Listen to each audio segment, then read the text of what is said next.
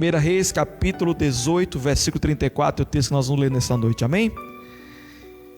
E disse Elias: enchei de água 4 cântaros, e derramai-os sobre o holocausto e sobre a lenha. E disse: fazei-o segunda vez. E fizeram pela segunda vez. E disse ainda: fazei-o terceira vez. E o fizeram terceira vez, amém? 1 Reis, capítulo 18, versículo 34, amém? Vamos orar, fecha os teus olhos. Pai, este é o teu momento, esta é a tua hora. Fala ao coração dos teus filhos, ao meu coração. Desde já repreendemos o ladrão da semente, para que não roube o que vai ser semeado nesse instante. Fala, meu Deus, porque esse é o teu momento. É o momento que estamos aguardando a tua santa palavra. Fala aos nossos corações em nome do Senhor Jesus. Amém. Graças a Deus. Vocês, por favor, podem se assentar, por favor. Meus amados irmãos, esse texto aí é uma pequena fração do episódio que aconteceu ali com Elias no Monte Carmelo, com o embate que houve entre os 450 profetas de Baal, naquele momento que todos nós conhecemos a história linda, desse embate entre os seguidores de Deus, no caso Elias, o profeta Elias, e os seguidores de Baal. E eu quero tomar por lição esse texto que está em 1 Reis, capítulo 18, versículo 34, mostrando esse desafio do verdadeiro Deus e a respeito do fogo que caiu. No entanto, a parte que me chama a atenção desse texto, e é essa fração que nós lemos, é o fato de que qualquer pessoa que tenha o mínimo de consciência sabe que uma coisa que não combina com fogo é água. Ou seja, se nós vamos fazer um churrasco, nós vamos fazer uma fogueira, vamos fazer algum fogo, a única coisa que não pode, o único ingrediente, o único componente que não pode ter nesse fogo é água. Porque a água exatamente vai apagar o fogo, ou vai dificultar o fogo. Imagine só você, depois que armou o carvão lá para fazer um churrasco para sua família, ou um fogo, aí você coloca 4 baldes d'água, talhas de baldes, de vasilhas d'água, 3 vezes, ou seja, por 3 vezes você colocou tanta água que encharca, que deixa a madeira, a lenha, no caso aqui era a lenha, o carvão, qualquer outro componente extremamente molhado, úmido, e aí com mais dificuldade para o fogo pegar, Ou seja, naquele momento Elias quis mostrar verdadeiramente que o fogo que ia cair ali não era um fogo humano, mas era algo espiritual, algo sobrenatural, porque o fogo humano de forma nenhuma queima um carvão molhado, queima uma madeira molhada. O fogo humano é um fogo limitado, o fogo divino é algo muito maior, não é verdade? Quem vê aquela história da sarça que queimava, a Bíblia diz que ela não se consumia, mas o fogo estava queimando, é algo espiritual, algo que não há explicação racional para isso, E a Bíblia diz que esta água que foi jogada sobre o altar, naquele altar, por 4 vasilhas com água durante 3 vezes, uma confirmação pública de que não havia nenhum artifício utilizado pelo profeta, alguma forcinha humana para que, pudesse acontecer um milagre. Realmente tinha que ser algo divino. Sabe aquele momento que você sabe literalmente que não existe nenhuma razão humana para aquele milagre acontecer, mas Deus, Ele provê todas as coisas? Deus pega algo que inexplicável para nós e torna aquilo algo extremamente poderoso para glorificar o seu santo nome, amém ou não? Mas o que a gente pode aprender sobre essa água sobre o altar, Porque o altar tinha lá o sacrifício já armado, tinha lenha armada, e a água foi jogada sobre o altar. Então você diz: mas pastor, o bispo, só tem a ministração só vai se resumir em dizer que ali foi um milagre extraordinário, ou seja, jogar água em cima de um local que ia tocar fogo, que ia receber fogo, só isso, só para dizer que o milagre de Deus ia ser grande, ia ser poderoso? Irmãos, se eu acabasse a ministração agora, só falando do milagre extraordinário já seria o suficiente para nós glorificarmos ao Senhor, amém ou não? Mas não existe nada na Bíblia, nada está por acaso. Nada que não tenha uma explicação, que não tenha uma revelação, que não tenha um entendimento. E aí cada um tem a fé para entender da forma que achar lhe convier. Vocês têm que lembrar que nesse período Israel estava dominado pela idolatria. A prova maior é que da cabeça, que era o rei Acabe, a rainha Jezabel, até o último, integrante daquele reino, estavam dominados por uma entidade maligna chamada Baal. E o povo oferecia culto a esses deuses, a esse Deus fenício. E a Bíblia diz que o povo estava envolvido porque os cabeças, no caso o rei e a rainha, eram adoradores, eram servos de Baal. E aí, consequentemente, aqueles que se levantaram contra os profetas de Deus eram mortos, eram perseguidos. E aí somente quem ficava eram os adoradores de Baal, essa entidade sírio-fenícia. E a Bíblia diz que nessa situação, nessa conjuntura de idolatria, como toda idolatria, há suas consequências. Como todo pecado, há suas consequências. Sabe, eu acredito que muitos cristãos acabam sempre achando que coisa ruim acontece porque é prova. Ninguém acha que é castigo, ninguém acha que é uma chamada atenção de Deus para as nossas vidas. A gente acha assim, não, Deus na hora que quiser Ele faz. Não, será que não tem algo que Deus deseja que venhamos a consertar? Será que não tem algum altar desarrumado com as pedras jogadas uma para o lado ou para o outro que precisamos ser arrumados? Eu sempre faço uma pergunta quando acontece alguma coisa ruim comigo. Será que Deus não está querendo me chamar a atenção por alguma coisa? Porque nessa época, e eu digo que Deus não muda, e Deus nunca muda, amém ou não? Quem crê nisso? Deus nunca muda, Deus sempre é o mesmo. O povo se envolvia tanto com a idolatria, e quando eu falo idolatria não serve só Baal, mas pode ser qualquer outra coisa, pode ser qualquer outra coisa que você coloca à frente da vontade de Deus. E esse povo estava tão idólatra que Deus levantou o profeta Elias e levou uma palavra dura, uma palavra dura de condenação àquele povo, principalmente aos reis, dizendo: olha, não vai cair orvalho, não vai cair chuva, não vai cair água durante um bom tempo aqui em Israel. E a Bíblia diz que aquela seca foi tão grande que trouxe muita fome, muita coisa ruim em Israel. Irmãos, olha, imagine só, o pecado era a idolatria, e Deus cerrou os céus, ou seja, fechou os céus, não havia chuva e não havia orvalho. Se não havia chuva e não havia orvalho, o que deixava de ter também? Plantações. Não tinha comida. A comida era escassa. A comida era deficiente. O povo não comia direito, amém ou não? Mas a Bíblia diz que aquele tempo de sequidão, Deus proveu a Elias. Você sabe toda a história, não vou repetir a história do corvo, eu não vou repetir a história da viúva, sabe? Deus sempre proveu, amém ou não? Mas olha bem, não é porque Deus estava provendo para Elias que não significava que Deus estava levando uma lição para a nação de Israel. Eu sempre vejo, irmãos, esses exemplos do que aconteceu com Israel e Deus, e começo a perceber que nós, como cristãos, não podemos cometer as mesmas falhas, mesmo sabendo que a gente comete. Ou seja, quando nós erramos, as águas param de cair. Amém ou não? A chuva, diga assim, a chuva. Diga mais forte para você acreditar no que você está falando. Diga assim, a chuva é a bênção de Deus que cai sobre as nossas plantações. Quando digo plantação, nossa vida, nossa saúde, nossa casa, nosso trabalho. Porque a Bíblia diz que o homem semeia, mas quem dá o crescimento é o Senhor. Então imagine só, eu planto, eu trabalho, eu tenho um relacionamento, eu tenho minha vida social. Se Deus não abençoa isso, não vai prosperar. Nós ministramos sobre isso de manhã, que a prosperidade de Deus, ela está ligada à obediência, está ligada ao que Deus quer fazer para as nossas vidas. Sabe, querido, eu sei que a chuva, ela cai tanto na horta do justo, como cai na horta do ímpio, amém ou não? Mas quando Deus cerra os céus, aqueles que são fiéis, Deus até leva, uma viúva para sustentar, um corvo para sustentar, mas, obrigado, meu irmão, aqui, obrigado, glória a Deus. A gente está falando de água, o irmão foi usado pelo Espírito de Deus aí para lembrar da água. Então o que acontece? A Bíblia é muito clara que naquele momento o povo, por causa da idolatria, houve um fechamento das comportas de bênção sobre aquele povo. Eles plantavam, mas não colhiam, não tinham que colher. Será que você não está na mesma situação do que aquele povo? Ai, pastor, mas eu não estou idolatrando Baal. Baal é o símbolo do Deus desse século.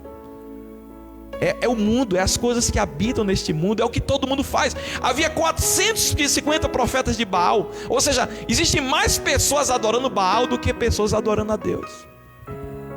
Mas o contexto aí, irmãos, tem outras lições que eu vou levar vocês até o Novo Testamento para vocês verem aonde vai aparecer essa palavra água sobre o altar. A Bíblia diz, irmãos, que lá em 1 Reis capítulo 18, versículo 1, que é o mesmo capítulo que nós lemos, a Bíblia diz que já faziam 3 anos. Olha o que a Bíblia diz em 18:1 do 1 Reis. E sucedeu que depois de muitos dias, a palavra do Senhor veio a Elias no 3º ano, diga assim, 3º ano, dizendo: vai, apressa-te a Acabe, porque darei chuva sobre a terra. Glória a Deus. Quantos anos operou a seca praticamente em Israel? 3 anos. 3 anos. Quantas vezes Elias mandou jogar água sobre o altar?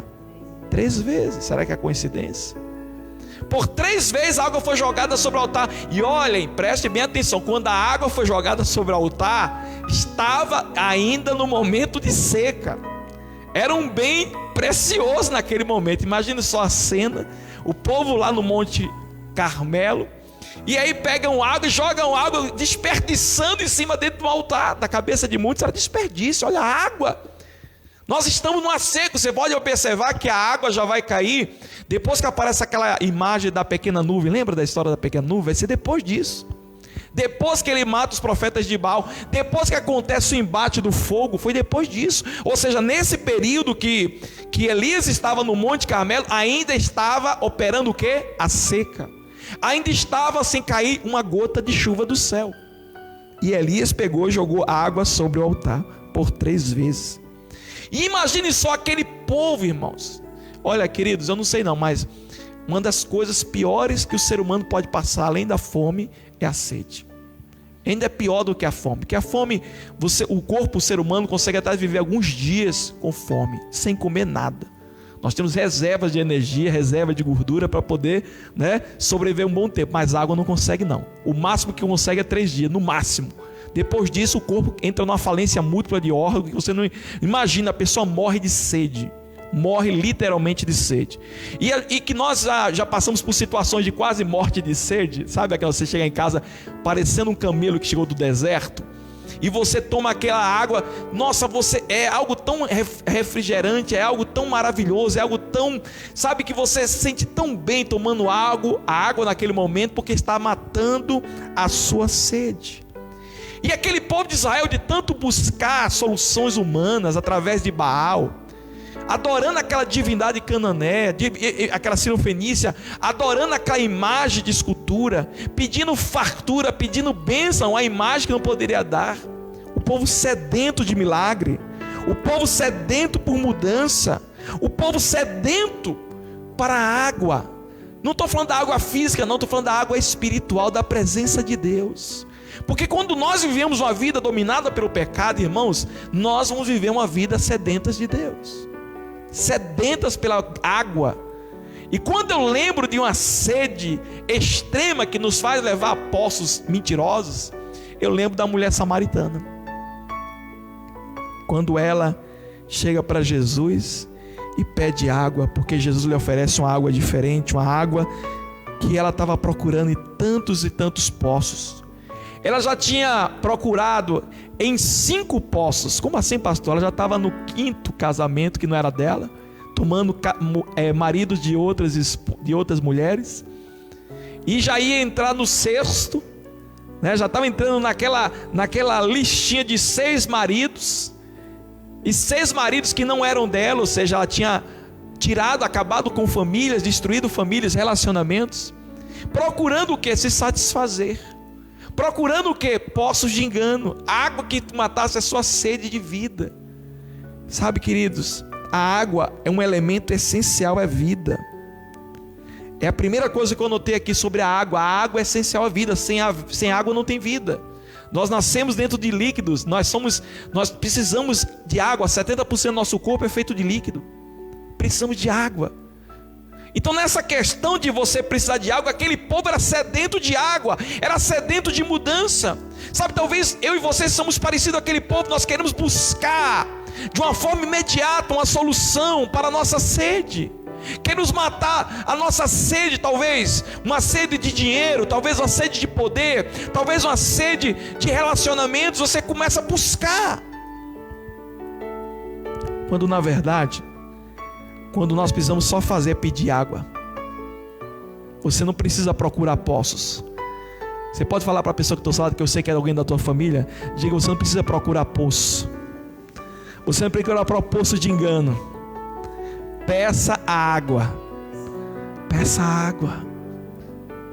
Sabe, nós procuramos e vamos buscar poços que vão trazer engano. A Bíblia diz que ela vivia tomando da água do poço de Jacó, e a palavra Jacó quer dizer exatamente engano. Aquela mulher samaritana tomava de uma água que ela nunca se satisfazia. Ela tomou a primeira água, o primeiro casamento, não se satisfez. Tomou a segunda, tomou a terceira, tomou a quarta, no quinto, estava no sexto, ia entrar no sétimo, mas não sei nem quanto ela ia chegar. Se Jesus chegasse interrompido aquele fluxo de adultérios e de destruição de lares. Quantos de nós não estamos nessa situação, procurando tentativas? Vamos tentar. Pastor, é o seguinte, Deus não falou nada, eu vou tentar. Vai que cola. Vai que dá certo. Será que é o que Deus quer na tua vida? Que você fique tentando? Sabe aquelas... eu não sei se vocês lembram de um programa que tinha do Silvio Santos, A Porta do Desesperado, não sei, A Porta da Esperança, alguma coisa assim. Desesperança, né? Porque quem ia lá só estava desesperado, pode ver. A porta podia ser da esperança, mas quem ia era desesperado. Mas aí o que acontece? Eu me lembro também, tinha um outro programa infantil que era A Porta dos Desesperados, do Sérgio Malandro, lembra disso? Aí parece que eu confundi o Sérgio com o Silvio. E aí nesse caso a Bíblia nos mostra que aquela mulher vivia procurando água, porque ela disse: eu vim buscar à tarde porque eu não posso vir da manhã porque as mulheres estão aqui. Eu vim à tarde porque é um momento que eu tenho de sossego. Estou procurando felicidade. Já procurei o primeiro, não deu certo. O segundo não deu certo. O terceiro não deu certo. O quarto não deu certo. No quinto não deu certo. Porque ela via as mulheres felizes com seus maridos e dizia: olha, esse cara faz ela feliz. Então se ela faz ela feliz, deve me fazer feliz também. E ela ia derrubar o marido. E já estava no sexto, buscando um poço que lhe trazia a satisfação. O Baal dela era o marido dos outros. Talvez seu Baal seja o dinheiro. Talvez o Baal seja o amor às coisas deste mundo. Cuidado, porque tudo aqui nessa vida passa.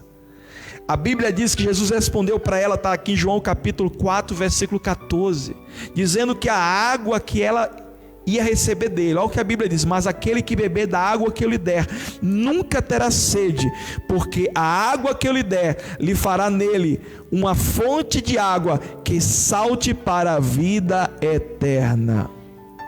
Glória a Deus. Olha que coisa maravilhosa. Eu estou chegando lá de Elias, já estou na mulher samaritana, mostrando a importância da água dentro do contexto espiritual. Porque Elias não jogou aquela água à toa.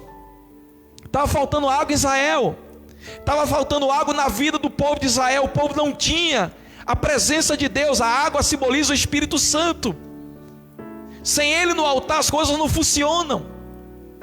Sem a água da vida dentro de nós não existe cristianismo, isso é religiosidade. Anote aí. Se você frequenta uma igreja, frequenta uma instituição religiosa, se você frequenta um culto, mas não tem a presença do Espírito Santo dentro de você, você é apenas um altar sem fogo, sem água, sem movimento, sem espiritualidade. E é por isso, Satanás, porque Baal levou seus 450 profetas a se cortar, a gritar, a chamar e pedir para que descesse fogo, mas o fogo não desceu. Você quer ver resposta de Deus? Porque o fogo simboliza o quê? Resposta de Deus. O fogo veio da onde, hein, Carlos? Veio do céu. Então a resposta de Deus vem da onde? Você espera uma resposta de Deus? Então coloque no seu altar água. Pastor, como assim? Eu vou colocar água para receber fogo? O fogo é espiritual, a água é espiritual. Então não faça nenhum tipo de crítica em relação a isso, porque pode ser que na natureza humana a água não combine com o fogo, mas no espiritual, o Espírito Santo, que é a água que Deus dá, que é a água que Jesus dá, vai trazer a presença poderosa da resposta de Deus sobre a tua vida. A Bíblia diz que Dessa mesma situação que a água é elemento essencial para a vida, a água também é essencial para a criação. Lá em João capítulo 3, versículo 5, tem uma palavra muito interessante que eu quero compartilhar com vocês. Diz assim a palavra do Senhor, olha só. Jesus respondeu: na verdade te digo, que aquele que não nascer da água e do Espírito não pode entrar no reino de Deus. Amém ou não? Perceba aqui a importância da água. Eu não estou falando dessa água que a gente compra, mineral, ou da água que a gente tem lá na nossa casa encanada, sabe? Que vem para nossas torneiras. Não, eu estou falando da água espiritual, que é a presença de Deus, é a presença do Espírito Santo. É aquela presença que faz com que a nossa vida salte de alegria. Que haja uma importância do espiritual na vida de vocês, queridos. Que vocês não coloquem o espiritual em segundo plano, mas em primeiro. Porque o altar, quando está cheio da água, que é a presença do Espírito de Deus, que é a presença de Deus, a presença da palavra de Deus, o milagre acontece, a resposta acontece, Deus responde com fogo. Amém ou não? A água, além de essencial para a vida, essencial para a criação, como eu li agora o texto, que aquele que não nascer na água e do Espírito não pode entrar no reino de Deus. A água também é um elemento essencial para testemunho. Você perceba que quando a gente tem um batismo nas águas, simbolismo muito importante, porque nós batizamos as pessoas diante da congregação, seja no rio, numa piscina, dentro das igrejas, no batistério, em qualquer lugar tem que haver uma coisa importante chamada testemunha. Tem que ter testemunha. A água a gente já sabe que vai ter, porque ninguém vai se batizar só com terra, vai ter água. Mas o principal componente de um batismo não é só a água. A água acontece, mas é testemunho. Você deve lembrar que João batizava onde? No rio. E o rio era o quê? Público, todo mundo via. Era registrado. O testemunho público, irmãos, é uma coisa importante para o cristão. Uma das coisas mais importantes para nós sabermos se alguém é ou não é servo de Deus é o testemunho. Mas não é o testemunho só do comportamento, mas é o testemunho do que você faz. É daquilo que você fala, daquilo que você fala de Cristo. Porque, irmãos, a Bíblia diz que a boca fala daquilo que o coração está. Ou seja, se eu falo muito de dinheiro, dinheiro está no meu coração. Se eu falo muito de mulher, de homem, de namoro, disso ou daquilo, aquilo está preenchendo meu coração. O que preenche meu coração é aquilo que eu mais vou falar. Amém ou não? Então veja daquilo que você mais fala.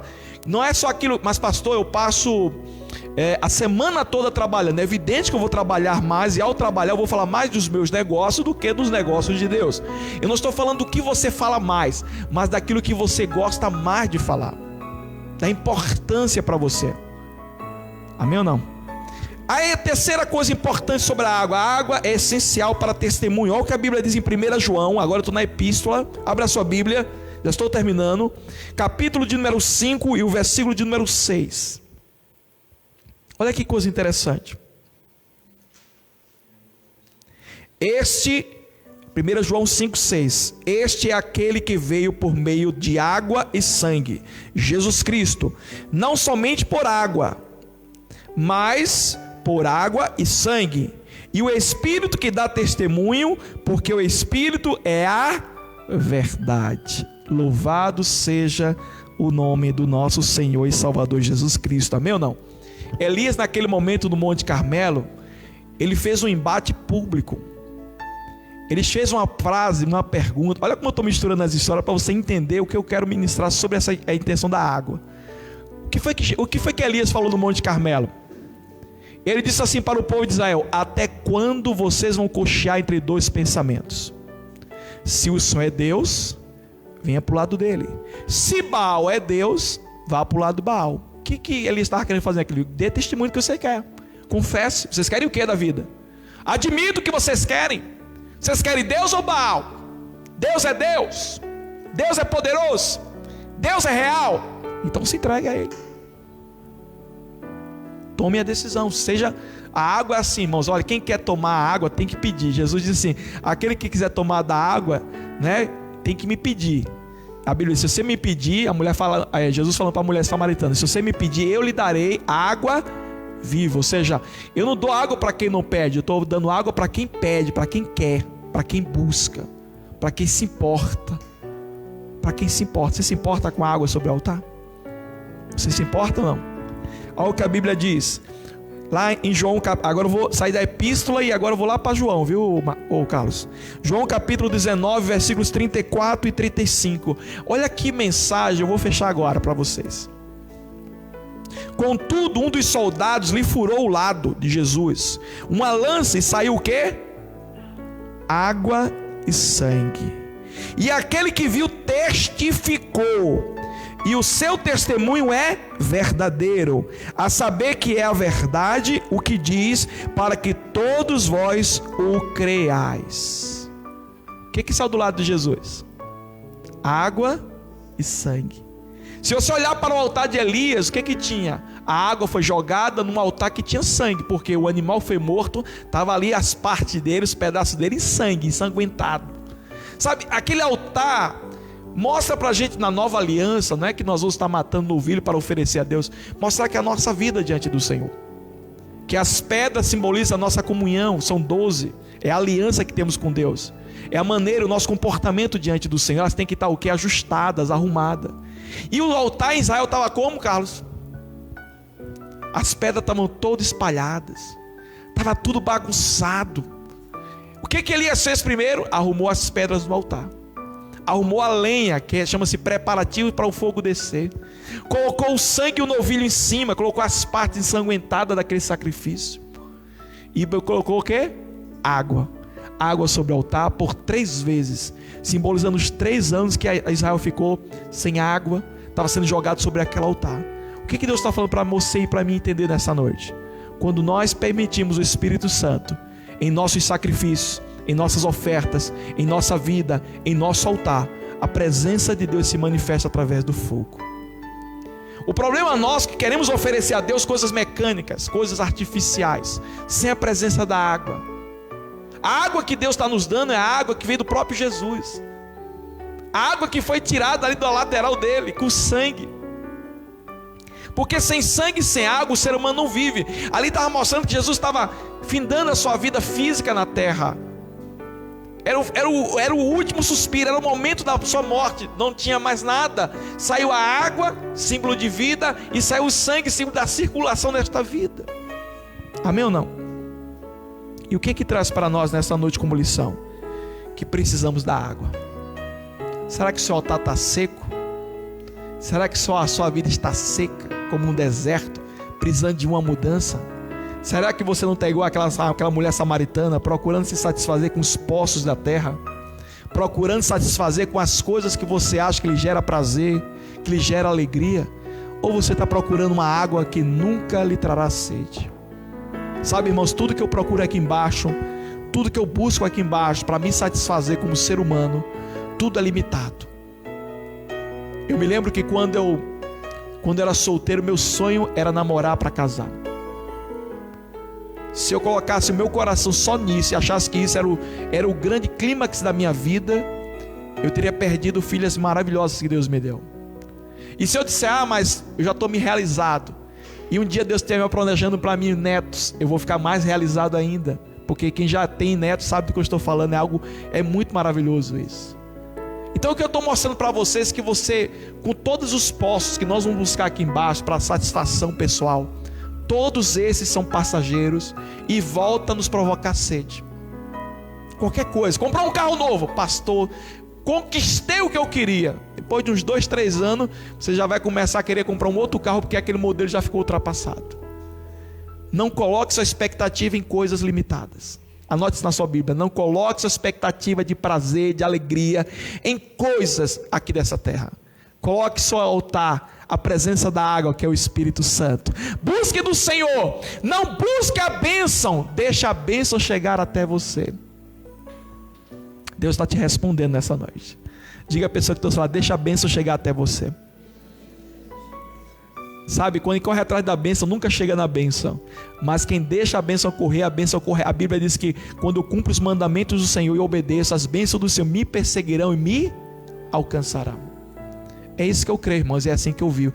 Pastor, mas a situação está difícil. Eu sei, não está difícil, não está fácil para ninguém nesse momento. Mas eu digo uma coisa para vocês. Um altar cheio de água, Um altar encharcado com água da presença do Espírito Santo é um altar que vai estar constantemente recebendo resposta de Deus. Se você quer resposta de Deus, busque uma vida espiritual mais santa diante do Senhor. Busque se entregar, não à idolatria, não aos poços de engano, que tem muito poço de engano aqui nessa terra, mas busque o espiritual, porque sua vida vai estar encharcada. Muita gente não vai entender e vai dizer: como é que Deus responde a ele ou a ela? Parece um sepulcro caiado, está bonito por fora, está podre por dentro. Talvez não te conheça, te julguem dizendo que você está podre por dentro, mas Deus conhece o nosso interior. Ele sabe quem você é realmente. Amém ou não? Glória a Deus. Eu espero que Deus tenha falado com vocês. Vamos ficar de pé em nome de Jesus. Deus abençoe a todos em nome de Jesus.